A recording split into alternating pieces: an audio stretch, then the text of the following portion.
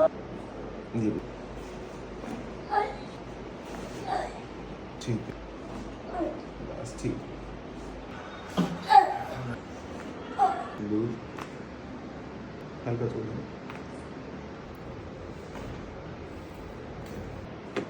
बेड़ी में बहुत दर्द है। ओके ठीक है, ठीक है।